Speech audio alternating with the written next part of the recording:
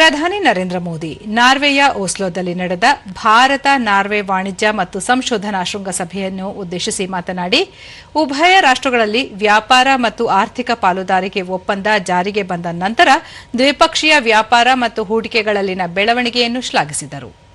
ವ್ಯಾಪಾರ ಮತ್ತು ಆರ್ಥಿಕ ಪಾಲುದಾರಿಕೆ ಒಪ್ಪಂದದ ಅಡಿಯಲ್ಲಿ $100 ಬಿಲಿಯನ್ ಅಮೆರಿಕನ್ ಹೂಡಿಕೆ ಗುರಿಯನ್ನು ಸಾಧಿಸಲು ಹಾಗೂ ಇದರಿಂದ ಭಾರತದಲ್ಲಿ 1 ಮಿಲಿಯನ್ ಉದ್ಯೋಗಗಳನ್ನು ಸೃಷ್ಟಿಸಲು ಉಭಯ ರಾಷ್ಟ್ರಗಳ ಪಾಲುದಾರರು ಪ್ರಯತ್ನಿಸಬೇಕೆಂದು ಸಲಹೆ ನೀಡಿದರು.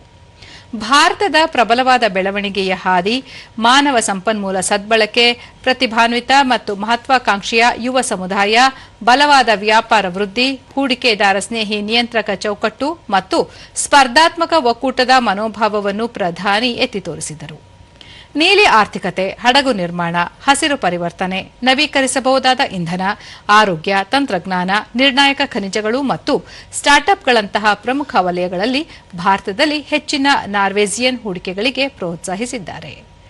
ಭಾರತದ ಮಹತ್ವಾಕಾಂಕ್ಷೆಯ ಹಸಿರು ಪರಿವರ್ತನೆಯ ಕಾರ್ಯಸೂಚಿಯನ್ನು ಒತ್ತಿ ಹೇಳಿದ ಪ್ರಧಾನಿ, ದೇಶದ ಪ್ರಮಾಣ, ಬೆಳೆಯುತ್ತಿರುವ ಇಂಧನ ಬೇಡಿಕೆಗಳು, ಹವಾಮಾನ ಬದ್ಧತೆ ಮತ್ತು ನವೀಕರಿಸಬಹುದಾದ ಇಂಧನ, ಗ್ರಿಡ್ ಮೂಲಸೌಕರ್ಯ, ಹಸಿರು ಹೈಡ್ರೋಜನ್ ಹಾಗೂ ಶುದ್ಧ ಇಂಧನದಲ್ಲಿ ತ್ವರಿತ ವಿಸ್ತರಣೆ ಕುರಿತು ಸಲಹೆ ನೀಡಿದರು.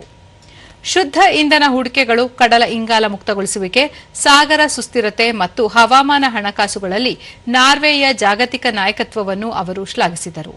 ಹೊಸ ಪಾಲುದಾರಿಕೆಗಳನ್ನು ರೂಪಿಸಲು, ಸಹಯೋಗದ ಉದಯೋನ್ಮುಖ ಕ್ಷೇತ್ರಗಳನ್ನು ಗುರುತಿಸಲು ಹಾಗೂ ಆರ್ಥಿಕ ಸಹಕಾರವನ್ನು ಬಲಪಡಿಸಲು ಪ್ರಧಾನಿ ಮೋದಿ ಎರಡೂ ದೇಶಗಳ ವ್ಯಾಪಾರ ಸಮುದಾಯಗಳಿಗೆ ಕರೆ ನೀಡಿದ್ದಾರೆ. नॉर्वे वेल्थ फंड की भी प्राथमिकता है. मैं नॉर्वे को भारत के क्लीन एनर्जी फ्यूचर में अहम हिस्सेदार बनने के लिए आमंत्रित करता हूं और मैरीटाइम सर्विसेज सभी में एक ग्लोबल हब बन रहा है. आज नॉर्वे के करीब 10% शिप इंडिया में बनते हैं. क्या हम इसको अगले 5 वर्ष में 25% तक ले जा सकते हैं क्या?